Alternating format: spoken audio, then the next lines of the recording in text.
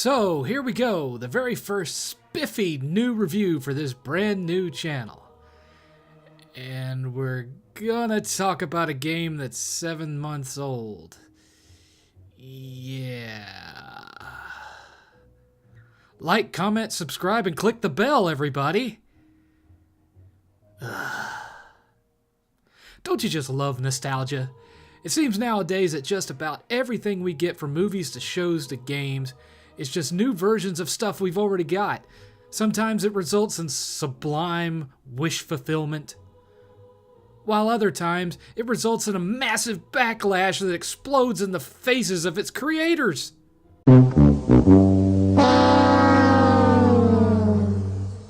Back in 2001, a fantastic Diablo clone hit the PS2, Xbox, and GameCube called Baldur's Gate Dark Alliance.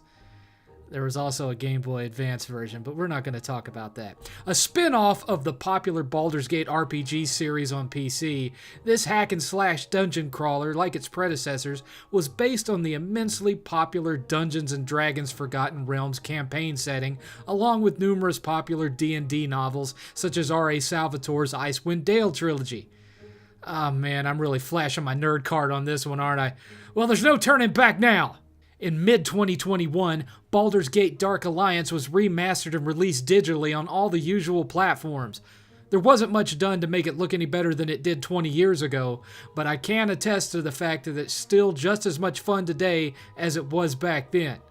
However, coming in right behind it was an all-new Dark Alliance game, promising to have all the fun and hack-and-slash goodness of its predecessor, but with spiffy next-gen graphic-y goodness. And no. No.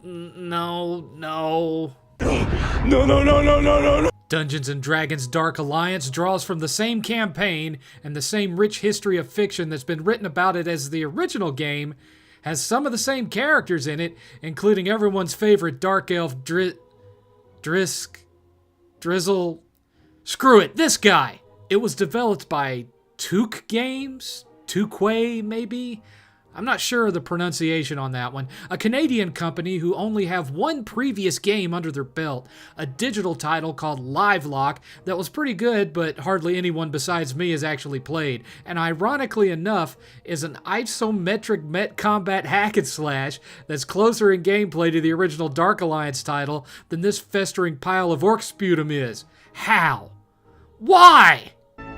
What the? So what exactly is this new Dark Alliance? Is it really a hack-and-slash dungeon crawler? Not really. It's more of a wannabe comprised of the bare-bones elements of what makes classic hack-and-slash games like Diablo, Dark Alliance, Champions of Norath, and Torchlight so great, but with almost none of the elements that actually made them great. You get to play as one of the 4 most popular characters from the lore, with each's weaponry and combat style drawn directly from the typical D&D tropes, so there's no character creation here, but the original game didn't have that either, and it was perfectly fine, so that's not that big of a deal. The graphics are decent for this generation, but there's some weird frame rate issues. The combat and environments are aiming for a smooth 60 frames per second experience, and yet some of the animations in the game, such as waving flags, going down elevators and whatnot, they're in the sub-20s. Some of the boss fights seem to have frame rate issues too, but it's not as consistent, so I'm not sure what's going on there. The music is okay for what it is, but mostly it's just ambient stuff as opposed to any actual memorable themes like the original game had. Serviceable, but overall disappointing. The voice acting, some of it is good, some of it is just god-awful, particularly that of the Archer. Every line she speaks just sounds like someone reading lines off a page. It felt rushed, to say the least. At first, the game seems to have enough content to warrant the original $40 retail price, but once you've put a couple of hours into it, you realize that's just not the case. Dark Alliance has 7 chapters split into 3 maps each for a total of 21 linear levels. There's no towns, no overworld map, not really any NPCs to talk to. It's just 21 levels and a central camp that acts as the hub. And here's the thing. Each world has a distinct look, sure. You have dark dungeon areas, frozen wastes, lush greenery. Oh sure, oh sure. But a few levels in, you start to notice that a lot of them are basically using the overall same map layout. It's almost like the devs built just a couple of general layouts and then covered each with different texture mush to give it the illusion of playing a different map. It's so bad that when I first started playing it, I thought it was procedurally generated, and it astounded me. I haven't seen level design this lazy since Pong. Character progressions have some nice options, but the loot gathering leans more towards the side of random. By that I mean there's out in the open chests and hidden chests throughout each level, typically in the same place, and oftentimes what you find in them is the same piece of equipment you found on your last run, but with randomized stats or enhancements based on the difficulty you have set and other factors. There's 7, count them, 7 different currencies used for upgrading yourself and your gear in this game. For example, you can use crystals to upgrade your gear, which also have their own rarity stats. You can combine crystals to make more rare crystals, and overall, it gives you freedom on crafting your preferred build. Just keep one thing in mind. If you find some wicked awesome piece of gear that's way better than what you're carrying, you can't actually equip that until you get back to your camp. Hooray, right? Combat is janky as hell, but as bad as it is now, it was even worse when it launched. The game was so broken that by the time they finally patched it 3 months later, the fix list was, I kid you not, 150 items long. And it still sucks. Each character has its own unique moves and a special move, and there are 14 or so techniques that can be added to each character as you progress. Right off the bat, general player movement is slow and somewhat less than responsive. It's the gameplay equivalent of watching old people doing water yoga at the YMCA. Add to this that your character is constantly moving forwards when pulling these moves off, so it can cause the last couple of hits from your combo to hit nothing, because you've involuntarily moved out of the way from the character you're aiming at, and your character is not going to stop moving until it has completely finished that combo. And you'd think, well, just use lock-on targeting like in Zelda or God of War 2018, right? But trust me, you don't really want to do that. This game has the worst lock-on targeting I have ever seen. When it first came out, the lock-on targeting would zoom right up onto the enemy that you're targeting in an almost third-person shooter over-the-shoulder view, which meant that you couldn't even see the other enemy locations while locked, opening you up for all sorts of surprise backstabbing damage. Should the AI actually have decided to take notice of you, that is. Now, it's still bad, but not quite as bad as it was before. The main problem is that the auto-targeting doesn't really want to lock on to what you want it to lock on to. You click to lock on to an enemy, and you've got an enemy directly in front of you when you do it, and it's just as likely to lock onto a barrel 20 feet behind him. Oh, it's just great. And that brings us to the AI. I'm going to be honest, there's only one previous AI that I've ever encountered that's more of a pain in the ass than the AI in this game. I think you ought to know I'm feeling very depressed. Again, it's been patched since its initial release to the point where enemies will actually notice you exist if somewhat further away than it used to.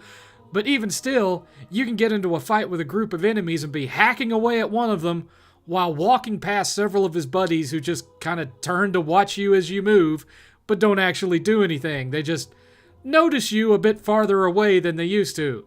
And of course, one thing that hasn't changed is if you have ranged attacks, good ranged attacks like the archer, and you can find a high ground vantage point, you can often just pick several of them off from a distance, then hop down to their level once you've thinned the ranks. They'll all just stand there staring into the abyss while you riddle them with arrows. There is a caveat to that, but we'll get to it in a minute. Unlike the original, which flooded and surrounded you with enemies from screen to screen, the levels in this game are mostly bare bones. You'll spend more than half the time playing in just general exploration and puzzles and hunting for loot, and the puzzles are pretty rare. You have a handful of big open spaces that'll typically have 5 or 6 enemies on screen at a time, each with a packed life bar that has to be slowly whittled down while you try to keep away from the others, or lure them together for an area of effect attack. To further avoid this feeling more like a glorified beat-em-up, they've added a stamina bar. Different actions take different levels of stamina, which recovers over time. But when you use a heavy attack, it actually lowers your max stamina level so you don't have as much to count on as you did before. It doesn't lower it as much as it did pre-patch, but the depletion is still there. You have a potion you can use to replenish this, but you can only use that potion 3 times, and the only way to refill it is to use a rest option and the checkpoint in each level. But if you use that, you don't get any of the bonus loot for that run, which is often some of the best loot you are going to get. If you choose to rest, that means you'll spend a lot of time just running around trying to avoid everything as your ever-shrinking max stamina bar slowly refills. Because if you're liking spamming those heavy attacks, you're going to run out of stamina fast. You can't do much of anything besides these weak melee attacks that typically end up doing more harm to you than good. So watch your stamina and try to mix it up between your weak attacks and your heavy attacks. Because holy shit. And that's not the half of it. Remember when I said that you could stand up on a higher point and shoot down at the enemies and they just stand there? It's very true, but guess what? Using your ranged attacks also lowers your max stamina. So if you just stand there hitting arrows or whatever you have at these enemies, by the time you actually kill them, if there's 4 or 5 of them down there, you've depleted quite a bit of your max stamina bar. I'm sure that this was put in there intentionally to keep you from taking advantage of being able to pick off enemies from a distance because of their brain-dead AI. But it throws the balancing off. When you first boot up this bad boy, the first impression is that it's meant to be a game-as-a-service style piece of crap. The devs were quick to say, oh no, this one could be played single-player or offline, and that is absolutely true. I'm just not sure you'd really want to do that. Playing this game single-player is boring as hell, and despite the game being patched multiple times since release, the balancing in single-player is still off compared to multiplayer. When it first started out, single player was actually quite a bit harder than playing co-op because of how bad the balancing was. You'd have some enemies that you could just take out with one hit, and then you'd run right into an enemy that would just stomp you with one blow. It was that bad. The game has been patched multiple times since then, but the balancing in single player is still off compared to multiplayer. Yes, you can select the difficulty at the start of each mission, but even so, there are some characters that, due to the life bars of the enemies and the amount of damage some of them can do, you're much better off with some characters than others in single player. Namely, Driblins, damn it, this guy. He's a ranger, which allows for much faster attacks, better dodging, and a better mix of close quarter and distance attacking, which makes crowd control much easier to pull off, so long as you're not using that target lock. I would say the archer is good too because of the range she has, but I honestly haven't played her since the game was patched, and when the game first launched, there was a weird thing going on with her stamina where she'd lose way more when doing heavy attacks than the other characters did. I don't really know if that's been fixed or not, so I just stick with the Dark Elf. Oh, and while in co-op, your friends can revive you endlessly should you die. If you die in single player, it respawns you at the checkpoint, and there's no self-revive potion. So even with the enemy life bars and damage percentages being lowered in one of the bigger patches back in October, it's still overall a more challenging experience to play it in single player depending on what difficulty you're selecting, and makes it even more obvious that the game was built with co-op in mind. And then there's the bugs. Now again, the game has been patched numerous times since launch and has had hundreds of changes and corrections made since launch day, but the game still isn't fixed. I've still had issues where I was just randomly sent back to the title screen in the middle of a co-op game, sent back to the camp mid-boss fight for no reason, stuck on rocks, stuck floating in the air, bosses stuck mid-animation. In co-op, the lower bosses can still be stun-locked into corners for spam attacks.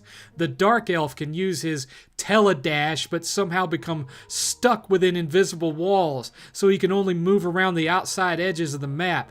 That kind of crap. It's embarrassing. Ground traps are still bugged out. Sometimes you can walk through an area that has no visual difference between the ground you're walking on and the ground you just left, and for no visual apparent reason start taking fire damage where there is no fire. ice damage where there is no ice, and yet in areas where there are spike or poison traps, you can spam dodge and just dodge your way across said spikes or said poison while taking little to no damage whatsoever.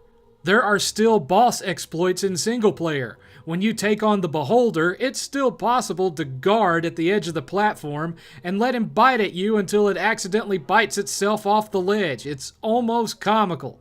Dungeons & Dragons Dark Alliance feels like an indie game from a first-time studio and is a big middle finger to fans of the original game.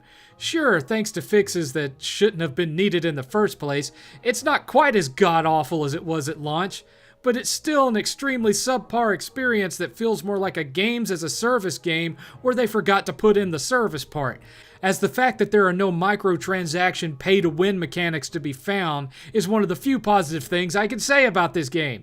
And yet, to play through it, it still ends up feeling like an experience that the Avengers and Godfalls of the world provide, yet still manage to do better than this slogfest does. Dungeons & Dragons Dark Alliance gets a 3.5 out of 7.